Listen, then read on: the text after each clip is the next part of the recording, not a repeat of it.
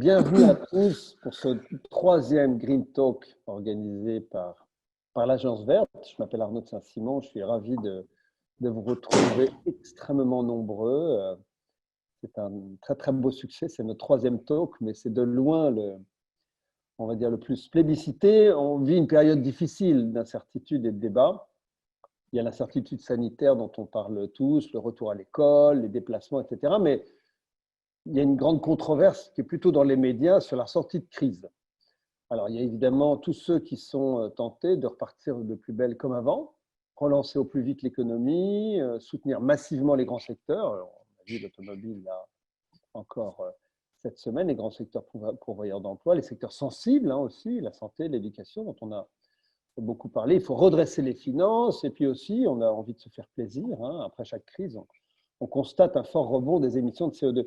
Mais il y a aussi un grand débat avec d'autres experts, beaucoup de prises de parole qui voient dans cette crise l'opportunité d'orienter la relance massive qui va avoir lieu vers une vraie transition énergétique et écologique. Esprit titré vers une réinvention plutôt qu'une simple adaptation.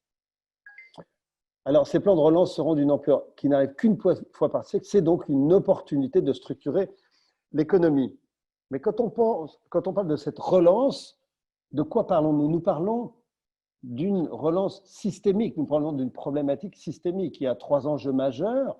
L'enjeu climatique, dont on parle beaucoup depuis une trentaine d'années, les menaces sur la biodiversité qui émergent depuis quelques temps, et puis la raréfaction des ressources qui, me semble-t-il, sont un petit peu moins d'actualité, alors que les trajectoires, vous le verrez, sont très connues et très lisibles. Et c'est notre sujet ce matin, mais il faut savoir que tout est lié, et Romain va nous l'expliquer.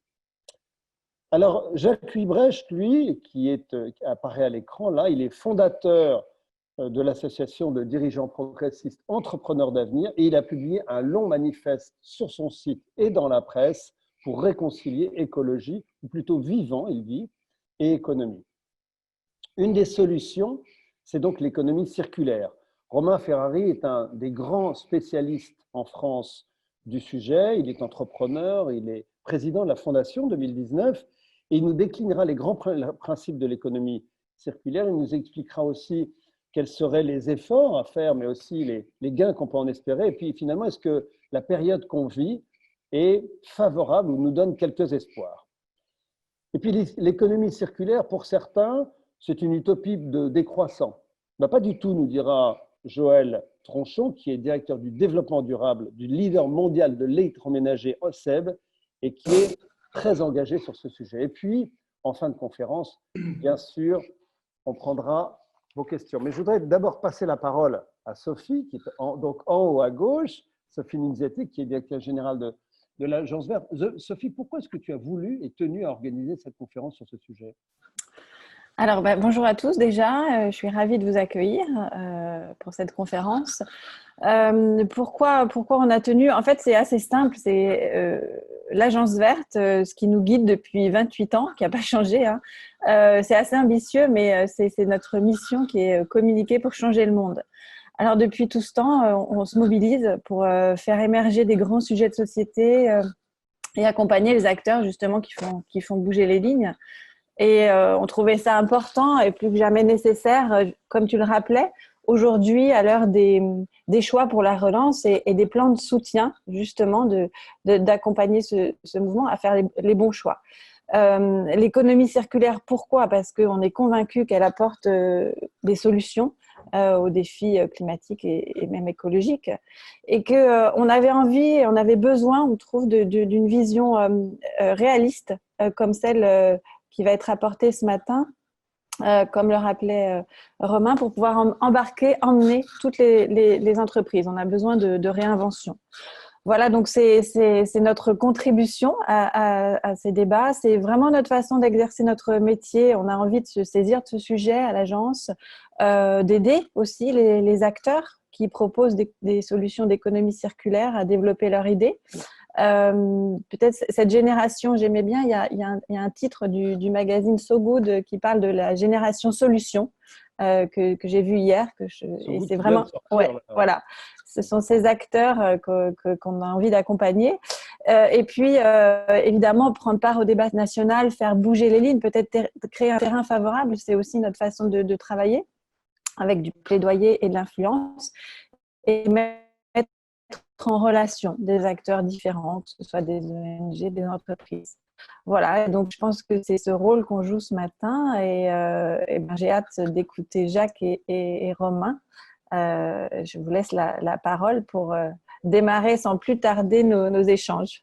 Merci Sophie. Jacques qui est en bas à droite, Oui, Jacques, bonjour. président fondateur d'Entrepreneurs d'avenir. Vous avez rédigé donc cet appel pour le monde, entre guillemets, pour le monde d'après, réconcilions le progrès avec le vivant. Le texte in extenso, le long texte est disponible sur le site, et puis il y a eu un appel aussi dans la presse. Tout simplement, pourquoi est-ce que vous avez rédigé cet appel? Bon, d'abord, merci à l'Agence Verte de m'avoir convié, bien sûr, participer à cette introduction, et merci à Romain d'avoir répondu. Romain est entrepreneur d'avenir et Joël qui interviendra. Alors, pourquoi on a fait ce manifeste qui est un peu long d'ailleurs, hein. Il fait une bonne vingtaine de pages. Je vous encourage bien sûr à le lire, à le télécharger sur le site d'Entrepreneurs d'avenir, et puis vous en faire une opinion, et si vous avez envie, vous pouvez le signer. Ce n'est pas forcément le but d'ailleurs, hein. Il n'appelle pas forcément la signature. Mais enfin, pour nous, c'était important. En 2 mots, on a lancé le Parlement, j'ai lancé le Parlement des entrepreneurs d'avenir il y a 10 ans, en 2009, en pleine crise financière. À l'époque, on avait écrit d'ailleurs un premier manifeste qui était assez court, qui faisait à peu près 2 pages. Et l'idée de départ, c'était vraiment de refonder l'entreprise. Ça, c'était il y a 10 ans. Depuis, là, il y a quelques mois, il y a une loi qui est passée qui s'appelle la loi Pacte, qui nous a donné finalement raison, puisque dans ce premier manifeste, il y a 10 ans, on disait qu'il y a urgence à faire émerger un monde plus équilibré dans lequel l'entreprise doit repenser son rôle et sa mission. Donc ça, j'ai envie de dire, ça y est, il y a eu 9 parlements. Le dernier, là, s'est passé en janvier 2020 à l'OCDE. On a les outils, hein, on a les outils juridiques. On sait qu'une entreprise, ce n'est pas simplement un collectif d'associés. C'est plus que ça. Donc maintenant qu'on a les outils, il y a une autre étape à franchir. Et c'est ça qu'on a voulu dire avec ce manifeste pour refonder le progrès. C'est à ça qu'il faut s'attaquer maintenant. Alors la montagne est très très haute. J'ai bien conscience que quand vous le lirez, vous verrez, si vous ne l'avez pas encore lu, refonder le progrès, c'est une promesse énorme. Ça porte presque un renversement civilisationnel. Loin de nous, bien évidemment, l'idée de rompre avec le projet des Lumières, mais quand même, c'est de renverser les priorités, l'objectif. Hein, on n'est plus dans la demi-mesure, on ne peut plus se permettre. Il y a des gens qui ne sont pas d'accord avec toi, là. Ouais. Mais je pense qu'effectivement, il y a débat, il y a discussion sur renverser un projet qui s'est installé depuis 200 ans, bien évidemment dans nos gènes à la fois démocratiques, économiques, etc. Mais c'est important. Ce progrès dont on parle, il s'est retourné contre nous.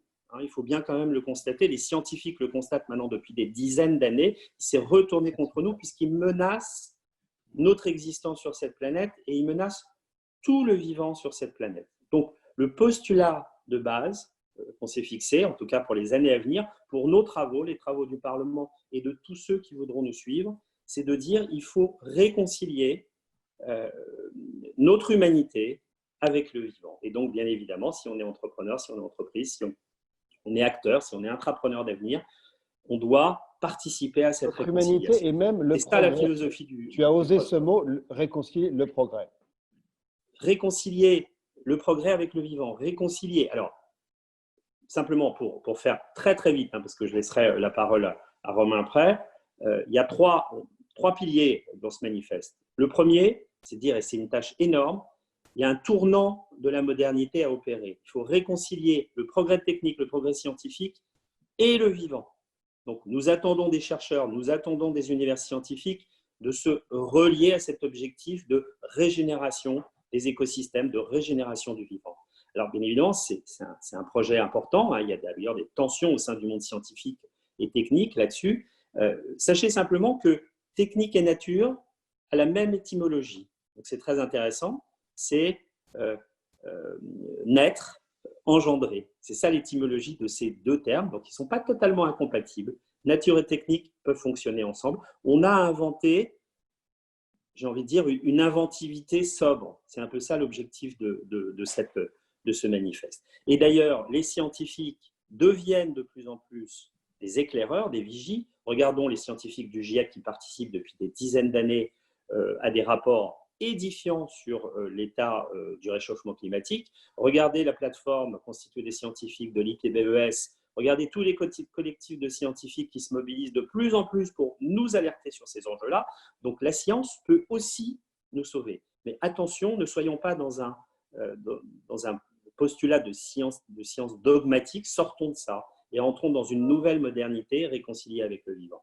Et d'ailleurs, je fais remarquer que quand Greta Thunberg, dans toutes ses interventions, j'ai eu l'occasion de la voir à l'Assemblée nationale, elle se réfère toujours aux constats scientifiques et aux scientifiques. Donc créons cette alliance science et vivant. Deuxième principe de ce manifeste, je suis pas trop long, hein, tu me coupes. On va dire rapidement. Voilà, vous me coupez. Deuxième postulat, inventer une nouvelle politique de la Terre. C'est quoi en 2 mots? C'est bien évidemment plus un registre politico-économique. La biosphère a été domptée, j'ai envie de dire, matée par le progrès, soumise à la société, qui elle-même s'est soumise à l'économie, qui elle-même s'est soumise à la finance. Donc il y a un réencastrement à opérer. La finance doit servir l'économie, l'économie la société s'associe aux écosystèmes et aux vivants. Voilà. Donc il y a un processus de réencastrage essentiel à faire, et ça pour nous c'est une politique de la Terre. En ça d'ailleurs il y a une matrice qui est très intéressante qui sont les ODD. Les 17 ODD sont finalement l'ébauche d'une politique de la Terre. De développement durable, il faut intégrer ces objectifs dans ces actions et dans ces politiques. Et simplement, c'est passer de l'anthropocène à une notion qui a été définie par Glenn Albrecht dans un livre que je vous recommande qui s'appelle « Les émotions de la Terre », qui s'appelle la symbiocène. Voilà, il faut rentrer dans cette période-là, une période symbiotique. Voilà. Et troisièmement, rapidement, ouais.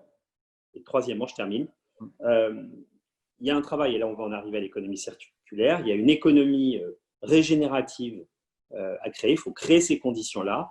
Si vraiment le vivant est le ressort de tout, alors il faut créer les conditions de sa régénération. Donc il faut rentrer dans une économie positive, circulaire, on l'appelle comme on veut, circulaire, symbiotique, contributive. Nous, c'est une économie d'avenir à laquelle on croit, qui est basée sur, me semble-t-il, 4 principes. Un, ça doit être une économie plutôt locale. On va beaucoup en parler dans les semaines, dans les mois qui viennent.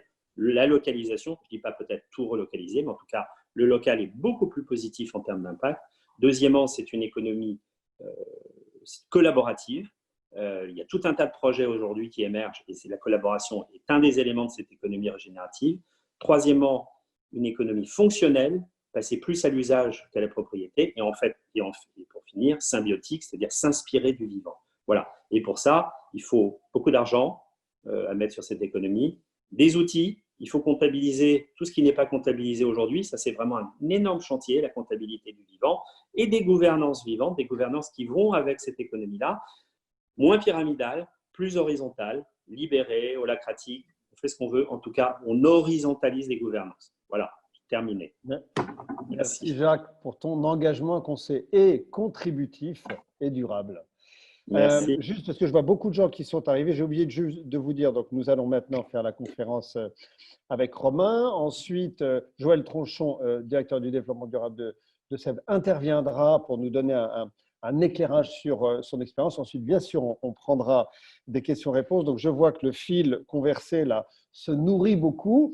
Donc voilà, tant qu'on fait la conférence avec Romain, je ne le regarderai pas, et puis je commencerai à prendre les questions et que je répercuterai à nos intervenants. Alors, Romain, donc, et Jacques l'a dit, hein, donc pourquoi est-ce que le flux de matière et d'énergie est à l'origine de nos problèmes? Eh ben, enfin, Jacques, il a bien ouvert la porte parce qu'en fait, la montagne est haute, mais j'oserais dire le sujet est d'abord très lourd, puisqu'en fait, il pèse 90 milliards de tonnes. Voilà ce que pèse l'économie, le métabolisme de l'économie. Chaque année, il engendre une consommation de ressources primaires de 90 milliards de tonnes. Alors, 90 milliards, les milliards, souvent, c'est loin de nous, quoi. On a du mal à se le représenter. Donc, c'est plus intéressant de le ramener à des choses à notre échelle. Ben, en gros, c'est 10 tonnes par an et par habitant. 10 tonnes, c'est déjà beaucoup, et ça, c'est en moyenne. Dans les pays avancés comme les nôtres, c'est plutôt 20 tonnes par habitant et par an. c'est en gros notre poids dans les pays développés, notre poids multiplié par 500. C'est-à-dire qu'on consomme notre poids plus que notre poids par jour, le poids d'un individu. Hein. Ou alors, une autre comparaison assez rigolote, chaque euro de PIB s'appuie sur 1 kg de ressources. Donc, vous prenez le PIB de la Terre ou le PIB des grandes zones, vous multipliez par 1 kg et vous avez son métabolisme. Donc, c'est quelque chose qui est énorme. Alors, on le saisit mal parce qu'on se dit, mais ce n'est pas possible. Moi, dans ma journée, je ne vois pas passer mon poids en matériaux. Et bien, en fait, parce que beaucoup de ces flux sont cachés. En fait, le flux direct, qu'on appelle la consommation domestique de matériel, ça se mesure très, très bien. Par exemple, pour la France, c'est les entrées, des matières et des articles, moins les sorties, moins les exportations. Eh bien, ce flux-là, qu'on appelle le flux domestique, en fait, c'est qu'une petite partie du flux. Par exemple, quand vous avez besoin d'une tonne d'acier, en fait, pour la produire, il a fallu puiser 7 tonnes de ressources. Vous voyez, sur quelque chose... Et pour ce smartphone, Romain, il faut combien de... On va exploser là. Mais on va y aller progressivement. Hein. L'acier, si vous voulez, en gros, c'est 7 fois son poids. La voiture, c'est 13 fois. Quand on nous livre une voiture, en général, il faut 13 tonnes pour la fabriquer. Eh bien, il faut 13 tonnes. Alors, vous remarquez que pour 13 000 € d'achat de voiture, ça fait 13 000 kilos, donc 13 tonnes. Tiens, c'est assez intéressant. La voiture, elle arrive à rejoindre en fait cette échelle macroéconomique. Et le smartphone, eh bien, pour le smartphone, en gros, il faut 50 kilos de matière, c'est-à-dire c'est 250 fois son poids. Alors, d'un clic de souris, on le commande, il arrive chez nous, c'est magique, c'est léger. Ben non, c'est juste un flux de 250. Mais en quoi est-ce un problème, Romain? Des ressources, il y en a beaucoup. Alors, en fait, le problème, ce n'est pas la finitude des ressources. Et là, on s'est un petit peu trompé en disant, oui, le problème de ce métabolisme, c'est qu'il y a un moment, il n'y en a plus. Eh bien non, malheureusement, il y en a toujours. Il y en a toujours, simplement, c'est plus difficile d'y avoir accès. Quand on a des minerais de cuivre à 4% et quand on a des minerais de cuivre à 2%, eh ben on double le métabolisme par kilo de cuivre produit. Donc en fait, ce n'est pas tellement la finitude qui pose problème, ce sont les impacts associés à ce métabolisme. En fait, le métabolisme n'est pas le problème causal, on va dire que c'est la cause première de nos soucis, mais l'effet… C'est l'impact énergétique ce sont les impacts. L'impact énergétique pour aller chercher cette tonne de pétrole marginal ou supplémentaire. Les impacts, parce qu'en fait, pour aller chercher, il faut creuser, il faut remuer beaucoup de terre, il faut beaucoup d'intrants pour purifier. Or, plus les applications sont sophistiquées comme le smartphone, plus il faut des matériaux rares à un niveau de pureté extrêmement élevé. Donc, en fait, on augmente les impacts, on augmente les flux, et tout ça se traduit par, évidemment, des effets tout à fait visibles sur l'eau, les sols, l'air, le climat, la biodiversité. Mais en fait, tout ça est conséquentiel en fait, à ce métabolisme. D'accord. Donc, comme on l'a dit, Romain, dans mon introduction et celle de Jacques, c'est un métabolisme, comme tu dis. Tout ça est systémique, mais depuis le sommet de Rio, depuis 30 ans, on le sait tout ça. Pourquoi est-ce qu'on n'a pas bougé? On le sait, mais on l'a su de façon un peu fractionnée, puisque la connaissance scientifique sur l'écologie, au début, est partie par des catégories d'impact. En fait, il y a ceux qui se sont intéressés en effet aux ressources au tout début, ne serait-ce que le Club de Rome, puis ensuite rapidement sur les effets sur l'eau, l'air, le climat qui a commencé à apparaître. Et en fait, ça a créé en fait, une diversité de ces sujets qui fait que d'ailleurs le public s'y perd un peu, avant que finalement on arrive à réunir l'ensemble de ces dommages sur un facteur très important qui est le métabolisme des activités économiques qui finalement joue le rôle d'un indicateur proxy. En fait, un indicateur proxy, c'est un indicateur qui permet, quelque part, de déterminer quelle est l'évolution d'un tas d'autres indicateurs qui nous semblent beaucoup plus proches puisqu'en fait, ils vont directement toucher notre perception de la réalité. Le fait que le climat se réchauffe, le fait que les sols se dégradent, le fait qu'il y a une déforestation très importante, le fait que ça favorise des pandémies comme celle que nous venons de vivre, etc., on rentre dans la perception des choses, le fait que ça creuse les inégalités aussi, etc. Donc tout le volet social est aussi lié à ce… Romain, pourquoi est-ce qu'on n'arrive pas, malgré nos prises de conscience et la documentation du sujet, pourquoi est-ce qu'on n'arrive pas, depuis 30 ans, à tenir nos engagements? Alors, on n'y arrive pas parce qu'on s'est donné des objectifs relativement précis, ne serait-ce qu'en 92, nous sommes voilà. Oui. Et on avait fixé une condition très, très importante qui était la notion de découplage. Puisqu'à cette époque-là, on s'est dit, bon, la croissance économique, c'est quelque chose qui est indissociable de l'accroissement du bien-être, notamment pour les pays émergents, chose qu'on peut remettre en cause aujourd'hui pour les pays développés, mais à l'époque, ce n'était pas le cas. Et donc, la croissance économique, elle est viable à une condition, c'est qu'on découple de cette croissance économique la croissance de consommation de matière. Ça a été un des engagements très forts de 92, ouais. Et figurez-vous, ça a bien fonctionné au début. D'ailleurs, on ne sait toujours pas bien pourquoi, mais ça a commencé à fonctionner. On a vu la croissance économique continuer à doubler tous les 25 ans, puisque n'oublions pas que 3% de croissance, c'est doubler tous les 25 ans. Hein. Donc, on a vu la croissance économique continuer, et puis la croissance du métabolisme, c'est-à-dire des matières, légèrement décliner. Et malheureusement, le choc a eu lieu lorsque, notamment, le Programme des Nations Unies a publié un rapport très important en 2016 qui a montré en fait que ça n'a pas duré et qu'à partir des années 2000, ce qu'on appelle la productivité des ressources, la productivité matière de l'économie a décliné. Et elle s'est même complètement inversée. C'est-à-dire qu'aujourd'hui, pour créer 1% de croissance économique, on consomme plus que 1% de ressources. Et ça a été un choc parce que c'est l'échec en fait de la notion de découplage relative et on a cherché à l'expliquer.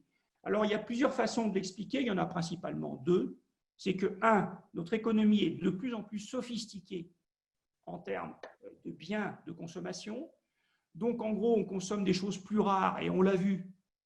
Du coup, ça engendre plus de ressources primaires pour aller les chercher et les purifier. Et deuxièmement, dans des secteurs sensibles comme celui des terres rares, par exemple, au début, il était maîtrisé plutôt par les Japonais qui avaient les meilleures pratiques disponibles. Petit à petit, pour des logiques économiques, il a été confié à des moins-disants en termes de prix, mais aussi de conditions écologiques, de nouveaux rentrants, la Chine, etc. Oui, avec l'impossibilité de contrôler. Et voilà, et eux, en fait, ont été allés chercher ces ressources, mais pas forcément avec les meilleures technologies disponibles, et donc en augmentant les flux et les impacts associés de ces différentes activités. Donc, c'est quand même un échec terrible. Romain, est-ce que donc il faut entrer dans une ère de décroissance ou de stricte limitation de la croissance économique? Alors, on ne va pas entrer dans le débat de la croissance ou décroissance économique, c'est un vrai débat. Il mérite quand même d'être tenu, puisque aujourd'hui, dans les pays développés, la croissance économique ne produit que très peu de croissance de bien-être. Et dans certaines parties de pays développés, notamment les zones très urbanisées, la croissance économique s'accompagne d'une décroissance du bien-être. Et c'est même une courbe qui n'en est qu'à son début. Donc, le débat reste ouvert. Ce qui est clair aujourd'hui, c'est que les agents économiques ne savent pas écrire le scénario de la décroissance économique sans créer des crises financières, budgétaires et monétaires. Et même psychologiques, a-t-on envie d'une décroissance économique? Ils n'en ont pas forcément envie. Mais je dirais même, si on veut s'intéresser à ce sujet, le scénario est quand même compliqué à écrire. Alors, si on veut ne pas aborder ce sujet de face, et on peut le regretter, je le conçois, on peut quand même se refixer des objectifs en termes de métabolisme. Peut-être plus réaliste. Voilà, plus réaliste, mais surtout en changeant de braquet.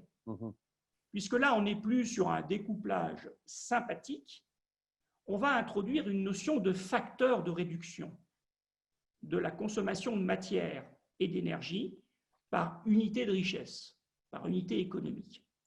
Et en fait, le cap est assez facile à fixer. Le JR, qui est équivalent du GIEC finalement, mais dans le domaine des ressources, on l'aura bien compris, Ben lui, il dit, ce n'est pas compliqué. Il faut passer en moyenne à 5 tonnes par habitant et par an pour que ce soit viable. Je rappelle qu'en moyenne, c'est 10 et que pour les pays avancés, c'est 20. Or, les pays avancés ont plus de moyens que les autres.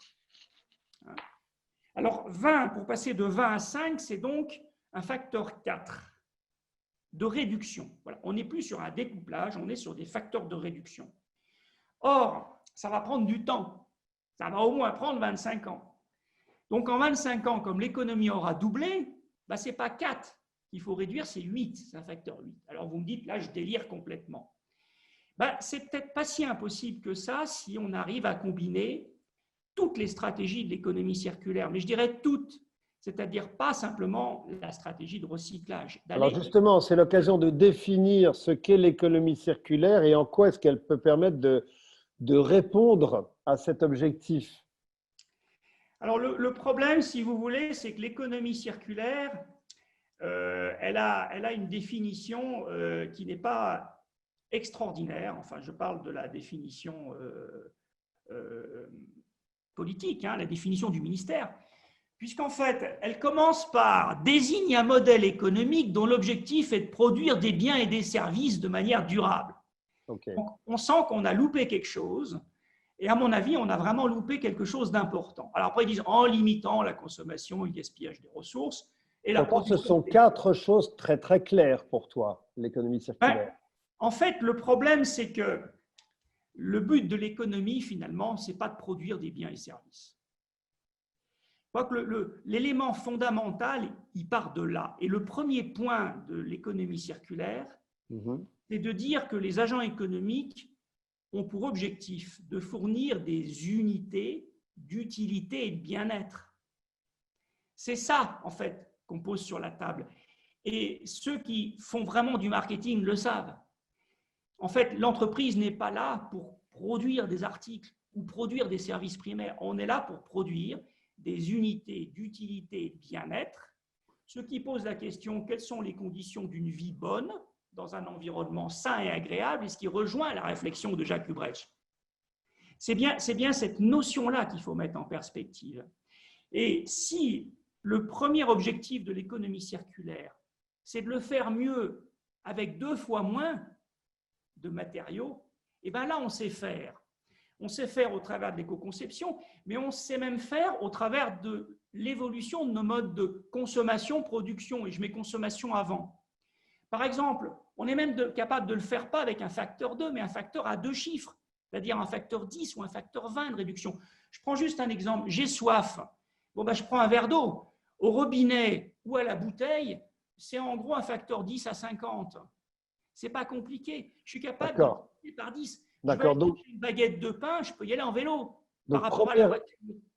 Premier élément, Romain, faire mieux avec 2 ou 50 fois moins de matériaux. Deuxième élément.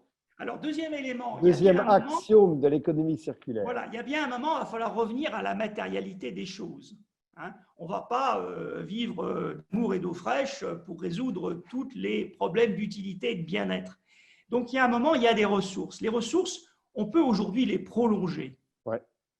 En fait, on est tout à fait capable d'introduire des facteurs 2 en termes de durée de vie. Et quand on introduit un facteur 2 de durée de vie, grosso modo, on divise aussi les impacts par 2. Et là, les acteurs de la réparation, du rétrofitting, de l'upcycling, qui touchent aussi bien les entreprises industrielles et commerciales que les entreprises sociales et solidaires, tout ce monde-là a un rôle extrêmement important à jouer et ils sont capables d'introduire des facteurs de réduction très forts en y associant aussi des composantes sociales majeures. On va y revenir là-dessus. Et même de grands industriels comme Seb qui se sont engagés sur la durabilité. Troisième point fondamental, le recyclage. Alors, le troisième point fondamental, c'est le recyclage. Et on montre bien que là aussi, on est capable, avec des matières recyclées, de diviser par 2 les impacts. Les analyses de cycle de vie les montrent bien. Sauf que là aussi, le recyclage doit faire sa révolution. Et on le voit bien dans les définitions du passé et même la définition du ministère. En fait, le recyclage, historiquement, est une activité qui est née du traitement et de la valorisation des déchets. elle a produit les effets qu'on connaît aujourd'hui. Oui, il y a une belle industrie du recyclage aujourd'hui, il faut quand même le souligner. Mais elle est à bout de souffle. On le voit bien, et elle est à bout de souffle, elle dit c'est bizarre, personne ne m'achète mes matières recyclées. Parce qu'aujourd'hui, cette révolution qu'on doit faire, c'est de placer le sujet du recyclage, non pas au niveau des déchets, mais au niveau du processus d'approvisionnement des entreprises. C'est-à-dire que c'est un sujet qui ne doit pas impacter le responsable, je dirais, environnement et déchets des entreprises, mais le responsable des achats et le responsable du marketing. En fait, c'est là où on doit placer le recyclage. Et ce n'est plus dans des très grosses unités de traitement de déchets, non, c'est dans des petites unités au pied des entreprises manufacturières qui vont leur donner la matière recyclée dont ils ont besoin et qui va remplacer la matière vierge. Donc en accélérant sur ces 3 grands domaines de l'économie circulaire, tu dis qu'on peut se fixer cet objectif de 1% et 50%. Est-ce que tu peux nous l'expliquer en termes de croissance et de recyclage? Oui, alors c'est assez simple. En fait, on a vu qu'en faisant x2 3 fois, on arrivait à x8. Donc, ce n'est pas du tout aberrant. On voit bien que c'est un changement de stratégie économique, industrielle et sociétale, mais ce n'est pas totalement aberrant. En effet, il y a d'autres études très, très intéressantes, notamment qui ont été produites par François Gross dans la revue Sapiens de mars 2010, qui est très intéressant, qui montre un autre aspect des choses, qui montre que pour que le système soit durable, il faut limiter la croissance de demande en matières premières à 1% par an et recycler 50% de ce qu'on met sur le marché. Or, on est très loin puisqu'on est à plus de 3% et on ne recycle que 5%. Donc, le challenge est extrêmement, extrêmement important. Et en multipliant ces 3 stratégies d'économie circulaire, on y arrive et surtout, on crée des emplois. Parce qu'il faut juste rappeler une chose très importante. Chaque fois qu'on entend plan de relance, on dit qu'il faut sauver l'industrie automobile, il faut sauver l'aviation parce qu'il y a des emplois. Mais on oublie une chose, c'est que les alternatives créent beaucoup plus d'emplois que ces secteurs primaires, j'oserais dire. Je prends juste un exemple. Quand on est face à 10 000 tonnes de déchets, par exemple de type électroménager, voilà, 10 000 tonnes de déchets, bon, c'est assez classique. Si on veut les mettre dans un trou, les enfuir, c'est une personne. Si on veut les incinérer et faire de la valorisation énergétique, ça occupe 3 personnes. Si on veut les recycler correctement, ça occupe 30 personnes. Et si on veut les réparer ou les rétrofiter, ça occupe 300 personnes. D'accord. Donc la limitation de la croissance et l'économie circulaire, contrairement à ce qu'on pourrait penser, ça crée de l'emploi.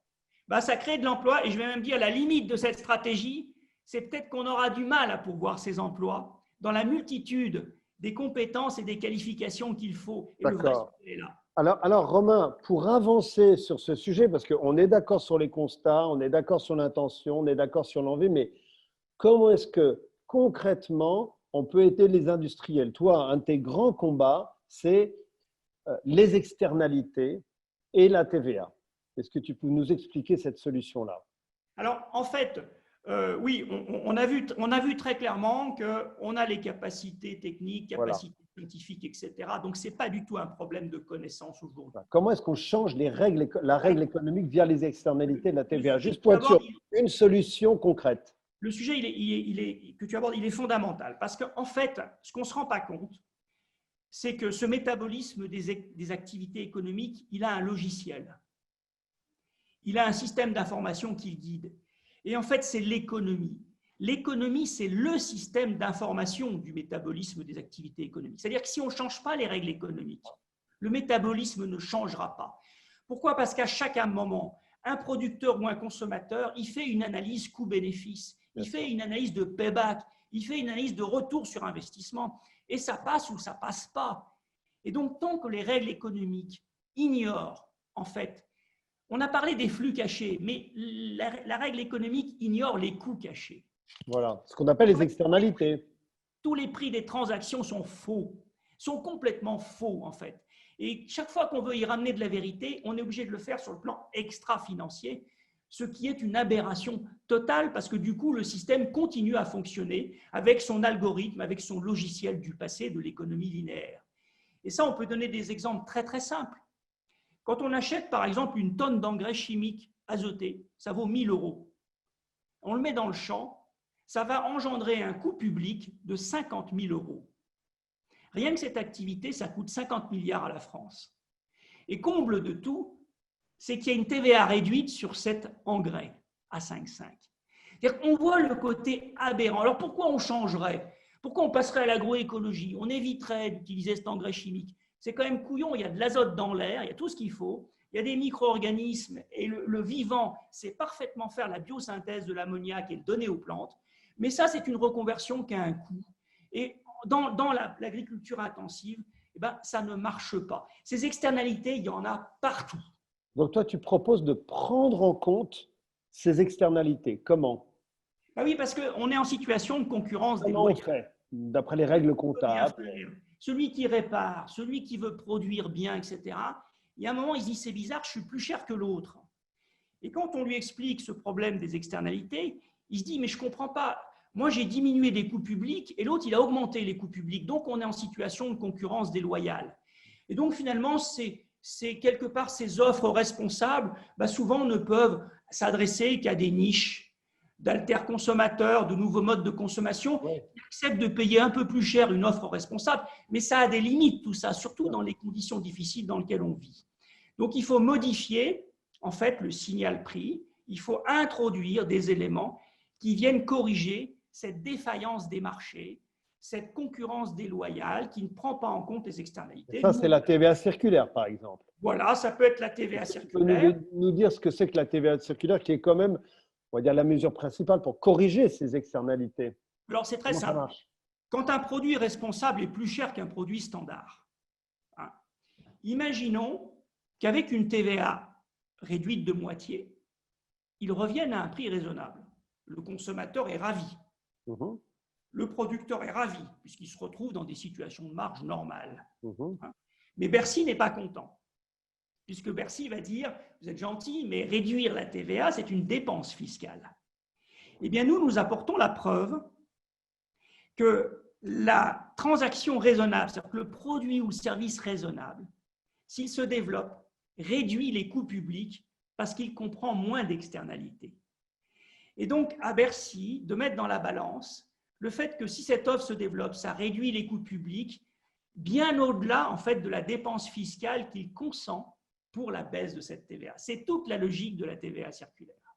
Alors, comment est-ce qu'on convainc Bercy? Comme tu dis, le gouvernement a créé donc une loi FREC sur l'économie circulaire avec des objectifs. Elisabeth Borne, dans le JDD de dimanche dernier, appelait à l'économie circulaire. Donc, le gouvernement, il est en phase avec ce que tu dis ou pas?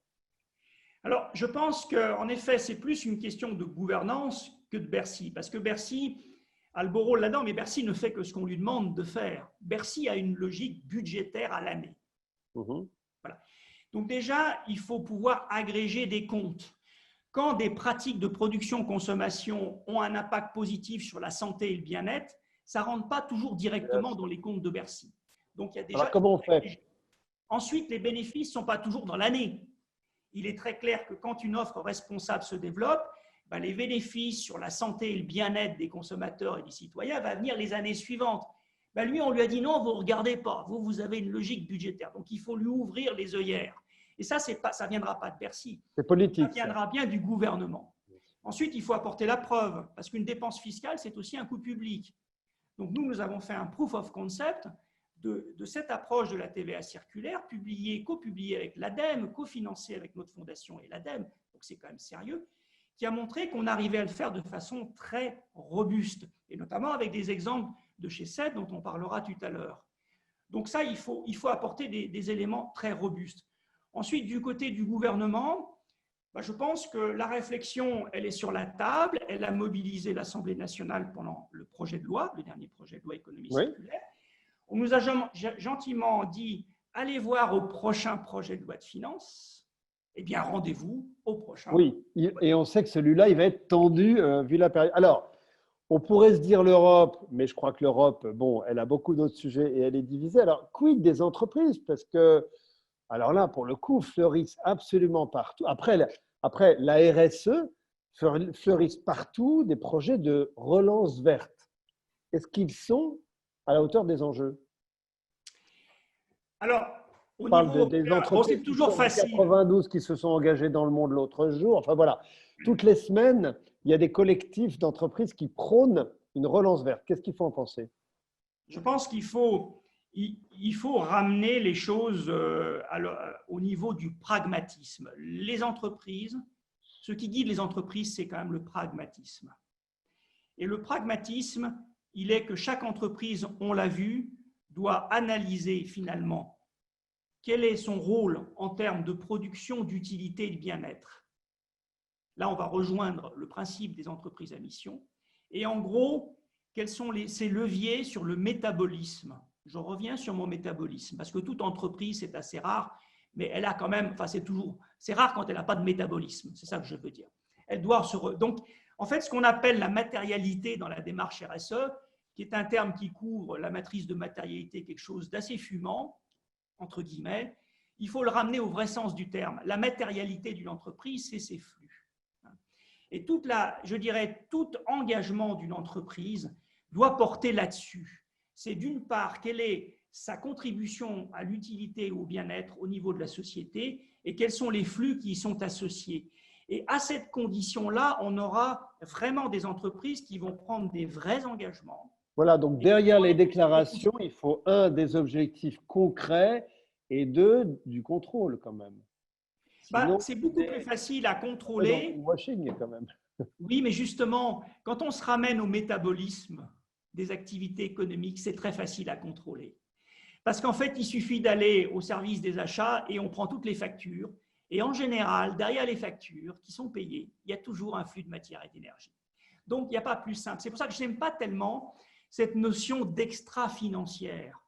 La déclaration de performance extra-financière, maintenant, le rapport RSE s'appelle comme ça en France. On montre qu'on veut toujours le tenir en dehors de la finance, en dehors de la comptabilité. Mais non, en fait, ces flux-là, c'est très très facile de les associer en dur dans la comptabilité, y compris ceux qui sont cachés et les externalités. Ok, donc le changement peut-il venir du politique? On en a parlé. Peut-il venir des entreprises? On en a parlé. Dernière question, Romain, est-ce qu'il ne va pas venir des consommateurs? C'est essentiel. Alors là-dessus, on voit beaucoup d'études. Hein, il y a en gros se dessine, et je caricature, des publics CSP+, qui sont pour cette transformation écologique, voilà, et puis des publics plus populaires, et on a vu l'affaire de la taxe diesel, hein, voilà, qui veulent revenir le plus vite possible, et on peut le comprendre, ce n'est pas un jugement au monde d'avant. Alors, qu'est-ce qu'on peut espérer du côté des consommateurs? C'est ma dernière question. Alors, on peut espérer beaucoup de choses du consommateur, c'est même celui qui va tirer cette révolution, sauf qu'il ne faut pas jouer avec. Or, aujourd'hui, on joue avec le consommateur et on va vers des clivages extrêmement importants, extrêmement anxiogènes et très déstabilisants. Parce qu'en effet, il y a une partie des consommateurs engagés qui sont prêts à faire un effort parce que souvent, ils en ont les moyens. Mais on est en parallèle de ça, on est souvent aussi en train de proposer quelque chose au consommateur dont il n'a pas les moyens d'accéder. Et ça crée un clivage et des mouvements de protestation qui sont très forts. Et pour moi, l'essentiel, ça va quand même être de justement modifier les règles économiques pour rendre ces offres atteignables pour toute une catégorie de population, parce que sinon, on va augmenter le clivage et on va casser complètement cette dynamique et s'orienter plutôt vers des stratégies de révolte et d'effondrement qu'on connaît malheureusement. Ok, Romain, on va revenir et on pourra en parler longtemps. Et merci d'avoir été aussi pédagogique et précis. Je voudrais passer la parole à Joël Tronchon, que je vois apparaître sur mon écran, mais dont je ne vois pas demander à démarrer la vidéo. Joël, est-ce qu'on voit Joël? Ah, il est là. Bonjour Joël. Il faut que vous activiez votre micro en bas à gauche. Est-ce que vous m'entendez? Voilà, a priori, oui. Formidable. Merci. Voilà. Merci Joël. Alors, Joël, je vous ai présenté en 2 petites minutes, en tout début. Seb est un grand industriel qui s'est lancé dans l'économie circulaire. C'est quoi les 4 chantiers concrètement dans lesquels s'est lancé Seb d'économie circulaire? Alors, le premier, ça fait écho à ce que disait Romain Pardon. il y a quelque temps. L'électroménager, une très grande multinationale. Hein. Ce n'est pas une entreprise alternative quand même. Voilà, donc pour vous donner un chiffre, parce qu'on parlait de Romain de Ferrari tout à l'heure, parlait de volume et de masse de matière, et de matières premières. Nous, on vend effectivement 12 produits par seconde dans le monde. Donc vous imaginez un petit peu le tonnage que ça peut faire, et c'est des produits qui restent dans les maisons des consommateurs pendant assez longtemps. Donc pour s'y attaquer, en fait, et pour réduire aussi la consommation à la fois de matière et d'énergie, on a quatre chantiers. Le premier, c'était de revoir, il y a une quinzaine d'années, l'éco-conception de nos produits pour justement qu'ils soient moins consommateurs de matière. Alors, comment on fait? Première chose, c'est éviter des superpositions de matériaux, des matériaux en mélange, éviter de coller des matières les unes sur les autres, ce qui rend leur recyclage difficile en fin de vie. Et quand on pouvait aussi réduire le volume des matières premières qu'on pouvait mettre dans nos produits. Donc, réfléchir vraiment en éco-concevant des produits pour qu'ils soient plus sobres en matières premières. Après, et c'est l'équation de la durabilité. C'est quoi un produit durable? Un produit durable, c'est un produit de qualité. Donc, on a renforcé nos tests d'endurance de produits, nos robustesses de produits pour que nos produits durent plus longtemps. Et on a également développé ce qu'on appelle la réparabilité, c'est-à-dire qu'on a éco-conçu des produits. Votre vidéo a disparu, Joël. Ah. Pardon de vous interrompre. Hein. Voilà. Je vais la mettre là. Merci. Voilà. Pardon de vous avoir interrompu. Je suis désolé, je ne sais pas pourquoi. Elle a soudainement disparu. Ça va bien. C'est bon. Bon. Est-ce que vous m'entendez bien? Oui, on vous voit, on vous entend. Très bien. Bon, très bien. Donc, du coup, ça, c'était éco-concevoir des produits pour qu'ils soient réparables. Là, pour le coup, c'est un peu plus compliqué. Ça veut dire, effectivement, concevoir des produits qui ont des modules qui peuvent être séparés pour pouvoir réparer uniquement le module défectueux et non pas changer tout le produit quand il arrive, quand il a une panne. Donc, c'est des choses qui ont l'air très, très simples. En fait, en conception de produits, nos équipes de développement ont dû revoir pas mal de choses. Donc, aujourd'hui, on peut effectivement, il y a 93% des produits mondiaux du groupe SEB, les produits électriques, qui sont réparables parce qu'on a mené cette politique-là il y a une quinzaine d'années et ça nous a pris du temps. Ça a supposé aussi un investissement qui aujourd'hui s'avère intéressant sur le plan économique parce qu'on s'y retrouve. Parce que, en termes de notoriété de marque, de réputation auprès des consommateurs, de produits durables et réparables. Est-ce que vous investissez d'un côté, oui, produit des effets marketing et business? Exactement. Okay. Exactement. Et je rejoins bien ce que disait Romain tout à l'heure. L'économie circulaire, ça doit rentrer dans les services marketing et dans les services achats. Et d'ailleurs, on travaille énormément avec eux sur ces sujets-là. Ce n'est pas uniquement un sujet de RSE ou de développement durable, surtout pas. Il ne faut pas que ça soit que ça, sinon ça reste marginal. Le deuxième point, deuxième axe, c'est de rendre… Pardon. Ouais. Oui, très rapidement. C'est d'arriver à introduire plus de matières premières recyclées dans des nouveaux produits. En clair, plus de plastique recyclé, plus d'aluminium recyclé dans nos nouveaux produits. Et là, on a des gains matière et des gains carbone qui sont phénoménaux. 70% à peu près, si on regarde les analyses de cycle de vie, de gains carbone si on fait du plastique recyclé versus du plastique vierge, et 90% quand on attaque des sujets comme l'aluminium qui sont très énergivores en matière première. Et puis, troisième axe, c'est comment on fait pour prolonger… Les cases de l'économie circulaire exposée. Là, troisième axe, prolonger la vie des produits. Voilà, on prolonge la vie des produits. Comment? Eh bien, en favorisant le reconditionnement des produits, le réemploi. Et là, on noue des partenariats avec notamment des partenaires de l'économie sociale et solidaire. On travaille avec des réseaux d'insertion comme Envie. On a un magnifique projet qui va avoir lieu sur Paris avec le groupe d'insertion ARES qui s'appelle Réparseb, autour justement de la réparation et du reconditionnement, la deuxième vie des produits, sur Paris 18e à partir j'espère, de la rentrée 2020. Et le dernier axe, c'est le recyclage dont parlait Romain aussi tout à l'heure, en fin de vie des produits, où là, on essaye de récupérer nos produits par des boucles d'économie circulaire et pour capter la matière première qu'on peut réutiliser et réinjecter, par exemple sur l'aluminium recyclé. On a des poêles en aluminium recyclé d'une gamme qui s'appelle Éco-Respect. Eh bien, cette poêle-là, elle est issue de l'aluminium qu'on a pu recycler des anciennes poêles que les consommateurs ont pu ramener dans nos magasins partenaires. Voilà, Alors, donc on arrive à faire des choses comme ça. Voilà les 4 axes sur lesquels on travaille. Joël, les axes, les solutions industrielles existent, les bénéfices marketing et business sont là, me dites-vous, Oui. et les autres industriels ne s'y mettent pas. Alors, il y a des freins, il y a des difficultés. Le premier frein, j'allais dire, c'est que pour faire tout ça, pour faire des boucles d'économie circulaire, pour concevoir des produits, pour stocker des pièces détachées, il faut avoir des usines. Ça a l'air d'être bête, mais c'est pas le cas. C'est pas le cas de tous nos concurrents. Loin de là, on a des Avoir des concurrents qui usines n'ont. plutôt localisées en France, en fait, c'est ça? Voilà. Alors Avec localisé. Alors, multilocalisé. On a effectivement une dizaine d'usines en France, on a pas mal d'usines en Europe, mais on a surtout 42 usines dans le monde. L'idée, c'est vraiment de multilocaliser des usines et d'en avoir partout, là où sont les bassins de consommation. Et c'est ça, la logique qu'on défend. Donc, pour pouvoir faire des boucles d'économie circulaire, si vous ne savez plus fabriquer vos produits, vous ne savez plus les reconditionner, vous ne savez plus les réparer, vous ne savez plus les concevoir. Ok. Donc ça, c'est le premier frein qui peut freiner d'autres industriels, ceux qui n'ont pas d'usine et pas de savoir-faire R&D et développement de produits. Deuxième frein, c'est quand même des sujets compliqués à mettre en œuvre au niveau du partenariat et des écosystèmes à construire. On ne fait pas un projet d'économie circulaire tout seul. Donc, du coup, ça veut dire le partenariat, ça prend du temps à construire. Il faut se mettre d'accord sur le partage de la valeur.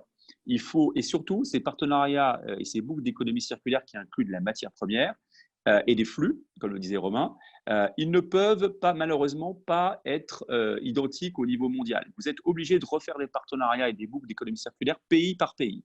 Et donc, ça prend du temps, ça prend des ressources en interne. Avec acteurs de l'ESS plutôt que Exactement. des mondiaux, d'accord? Exactement. Et le dernier frein, et non des moindres, c'est quand vous attaquez ces nouveaux business models, ces nouveaux modèles d'affaires, hein, par exemple, quand vous voulez faire de la location de produits, mutualiser l'usage des produits, quand vous voulez faire de la vente de produits d'occasion, eh bien, vous perturbez tous les systèmes traditionnels de l'entreprise parce que les systèmes comptables sont à revoir, les systèmes commerciaux sont à revoir, les systèmes d'information sont à revoir. Et donc, vous créez, ça suppose une agilité interne de plein d'autres services. Et ce n'est pas un seul service qui peut résoudre tout ça. Voilà les freins que je peux évoquer. Donc, on pourrait ajouter un dernier frein qui est comme la volonté politique des dirigeants, une sensibilité des dirigeants à ces sujets-là. Exact. C'est vrai que c'est plus simple. Ce virage-là, chez Seb, on l'a fait parce qu'on a des dirigeants qui y croient et qui ont parié là-dessus il y a une quinzaine d'années. Et aussi, j'insiste, des actionnaires familiaux qui ont le sens de l'investissement et de l'engagement long terme.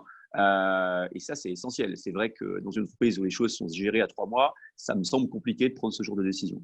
Alors, Joël, vous venez d'en parler. Je vous pose la question à tous les deux. Il y a beaucoup de questions. Je suis désolé, je n'ai pas le temps de toutes les prendre. Mais par exemple, il y a une personne qui dit finalement, est-ce que le partenariat des entreprises et des acteurs, il n'est pas naturellement avec les acteurs de l'ESS qui sont, un, convaincus par ces sujets et deux, qui ont justement l'agilité locale pour aider les entreprises à aller vers ces 3 points de l'économie circulaire? Est-ce que l'un ou l'autre, est-ce que l'ESS n'est pas particulièrement bien placé? Bien sûr que si, mais d'ailleurs la meilleure preuve, c'est qu'on travaille avec le secteur de l'ESS depuis plus de 20 ans sur ces sujets-là. Et même quand on innove, on va chercher un groupe comme ARES on va faire une joint venture sociale, qui est une innovation en soi, avec ARES sur justement ces sujets du reconditionnement et de la réparation de produits. Donc bien sûr. Romain, vous aviez envie de dire Oui, moi j'ai vraiment des exemples. En fait, quand on veut recycler, comme disait Joël, ça pose des problèmes de garantie et d'organisation pour assurer la qualité des matières qu'on va obtenir suite au recyclage. Et donc, soit il faut être sur des filières très industrielles où on aura conservé la traçabilité des matières, soit si on est en post-consommateur, c'est-à-dire pour des déchets post-consommation, c'est beaucoup plus compliqué. Et dans beaucoup de domaines, le fait de passer par une activité d'upcycling, réparation upcycling, qui en général est une activité où les entreprises sociales et solidaires excellent dans ce domaine-là, eh bien c'est une étape intermédiaire très intéressante pour présélectionner les matériaux qui vont aller au recyclage. Là où l'industrie est nettement moins habile pour le faire. Joël l'évoquait, c'est dommage parce que je le vois avoir disparu. J'aurais bien lui posé la question, est-ce que ça ne pose pas un problème? ce que tu évoques, les 3 points, mais notamment la prolongation, le multi-usage, le recyclage, est-ce que ça ne pose pas un problème fondamental avec les systèmes de distribution des entreprises? Bah si, parce que Le système de si on prend distribution, il est alimenté par des nouveaux produits en bien permanence. sûr. Alors, Comment quand c'est sur des entreprises qui partagent, je dirais, Ouais, les les revenus. mêmes processus d'éco-conception et tout, ça ne pose pas de problème. Mais disons-le clairement, qu'est-ce que je fais en France avec une poupée Barbie qui a été produite en Chine? Je ne connais pas sa composition. Comment est-ce qu'on peut en tirer une ressource de ce truc-là? Eh bien, très clairement, on est dans un échec total sur ce sujet-là. Et c'est plutôt sur ces sujets-là qu'on a besoin des pouvoirs publics pour clarifier et normaliser tous les flux rentrant dans le territoire européen, ne serait-ce sur ce sujet-là, parce qu'après, on est complètement perdu pour pouvoir utiliser cette ressource. Joël, comment est-ce qu'on ne se fâche pas avec son système de distribution? On les associant, vous m'entendez là? Oui, oui, oui. Ouais. En les associant justement à ces boucles d'économie circulaire. Et nous, on travaille très bien avec nos partenaires distributeurs, avec Casino, avec Carrefour, avec Monoprix, avec Cdiscount. On est en train justement de les associer parce qu'ils font partie de la solution. Ils ont eux aussi envie de promouvoir auprès de leurs clients consommateurs des modes de consommation plus responsables. Donc, on les associe. Exemple, les opérations de recyclage de poêles, on le fait en partenariat avec nos distributeurs sans lesquels on pourrait difficilement boucler la boucle. Ok, juste question-réponse rapide pour en prendre quelques-unes, puis après on va conclure avec Sophie, par exemple. Alors, il y a le problème de la traçabilité, puisqu'aujourd'hui, la fabrication, elle est mondiale, extrêmement complexe. Comment est-ce qu'on peut arriver à régler ce problème et à contrôler la traçabilité de la fabrication des produits, l'un ou l'autre? Alors pour moi, au niveau des entreprises manufacturières, si on veut s'alimenter en matière recyclée, à ce moment-là, la méthode qui a le plus d'avenir, l'offre industrielle qui a le plus d'avenir, ce sont des petites unités de recyclage qui sont au pied des usines de fabrication. Pourquoi? Parce qu'elles sont sous contrôle de celui qui va consommer la matière. Et en fait, il va être très, très sélectif sur les flux de déchets qui vont rentrer dans ces unités-là. C'est typiquement, je dirais, l'industrie 4.0, le smart factory. Et ça, il y en a dans tous les pays, et notamment dans les pays c'est totalement innovant. sous-développés où on fabrique. Non, c'est totalement innovant. On a toujours raisonné recyclage sur des grosses unités qui essayaient de traiter des gros flux de déchets. Et là, c'est une inversion en fait totale du concept. C'est le smart factory, le 4.0 dans l'économie circulaire, le recyclage. Et il y a des exemples émergents comme Polyloop, etc., qui vont offrir ce type de service, mais c'est une vraie révolution technologique. Romain, il y a une question là. Bon, alors, je ne vais pas trop désigner l'agriculture parce que c'est quand même un métier difficile et qui est quand même souvent bâché, comme on dit. Voilà, mais il y a encore une question sur, voilà, l'agriculture intensive, c'est quand même un immense problème. Ça pose un immense problème d'externalité, comme tu le disais. Alors, on comprend la solution technique, mais comment est-ce qu'on fait politiquement? Parce que toute notre agriculture intensive et donc nos produits bon marché est basée là-dessus. Alors, très clairement, je pense que le politique, on n'y compte plus beaucoup là-dessus, puisque les différentes PAC, etc., n'ont fait qu'accélérer ce phénomène-là. Moi, je crois beaucoup plus à des mouvements de consommation, production et relocalisation qui marchent très bien. C'est quand on voit une brique de lait qui vaut 1 euro, quand on voit c'est qui le patron, pour ne pas le citer, qui définit qu'avec 8 centimes de plus, l'éleveur est heureux, 8 centimes de moins, il est tellement malheureux qu'il peut se suicider. Je veux dire, ça se pèse à 8 centimes pour 1 euro. Et moi, j'y rajoute un truc. Si on prend la même brique en bio, on économise 16 centimes de coût public par brique de lait produite. Donc, en gros, le gap, il est atteignable. Et si les consommateurs et les producteurs s'y mettent, on va y arriver bien mieux. Et la régulation, elle suivra la régulation et on exigera qu'elle suive à ce moment-là. Alors, j'ai une question qui rejoint des tas de débats. Est-ce qu'il faut une taxe aux frontières? La taxe aux frontières, c'est simple, il faut avoir des grosses épaules. Non, mais tous les systèmes de quotas, etc. Taxe frontière, beaux quotas, donc on en parle beaucoup quand même aujourd'hui. C'est merveilleux, mais il faut avoir des épaules. En gros, quand on s'appelle les États-Unis avec $1 qui fait que toute transaction en dollars est soumise au droit américain, hein, à ce moment-là, on a les épaules. Quand on est la Chine et qu'on nous regarde de haut en disant « mais vous en voulez encore de tout ce que vous consommez », on nous regarde de haut. Moi, j'ai un problème avec l'Europe, c'est que je ne sais pas si on a la puissance pour mettre en œuvre de tels dispositifs par la force. Je ne crois pas. La négociation, ça sera long. D'accord. J'ai une dernière question, on va passer la parole à Sophie pour la conclusion. Est-ce qu'il y a des études sur la TVA? Ce que tu nous racontes, et on te croit bien sûr, Oui. mais est-ce qu'il y a des études sur la TVA circulaire dont tu nous as expliqué le fonctionnement un petit peu plus tôt dans la conférence? Oui, il y a plein d'études et alors nous en avons fait de notre côté, mais le Joint Research Center, c'est-à-dire en gros le pôle scientifique de la Commission européenne, travaille sur ces sujets depuis 10 ans, sur une TVA indexée aux externalités. Donc en gros, ce n'est pas une idée qui sort de la planète Mars, c'est vraiment une idée Joël, je sais que vous... de nos institutions. Joël, je sais que vous y avez travaillé, notamment sur l'histoire de la poêle à frire, dont m'avait parlé. Vous aussi, vous avez fait des études sur, on va dire, une TVA circulaire qui donc prendrait en compte les externalités ou... Non, on a participé avec l'étude qu'a coordonné Romain Ferrari et ses équipes avec plaisir et qui a démontré qu'effectivement, il y avait un différentiel d'à peu près 10% qui donc peut être corrigé par une TVA circulaire entre une offre responsable et un produit banalisé. D'accord. Et donc ça pourrait être corrigé, ne pas avoir trop, théoriquement, en tout cas, d'impact marketing sur le produit si on le corrigeait. Oui, c'est surtout que l'idée que développait Romain tout à l'heure, c'est comment on fait pour, en gros, récompenser les entreprises vertueuses qui génèrent moins d'externalités négatives en faisant en sorte que ça se répercute de manière positive sur le prix de vente pour qu'il soit accessible plus facilement aux consommateurs. Bon, écoutez, le sujet est passionnant et sans fin. Sur le site de la Fondation 2019, énormément de contenu. Sur celui d'Entrepreneurs d'avenir, beaucoup de choses aussi, et notamment sur l'appel. Sur le site de SEB, c'est très bien expliqué, tout ce que vous faites sur tous vos engagements très concrets, d'ailleurs avec chiffres à l'appui. Hein.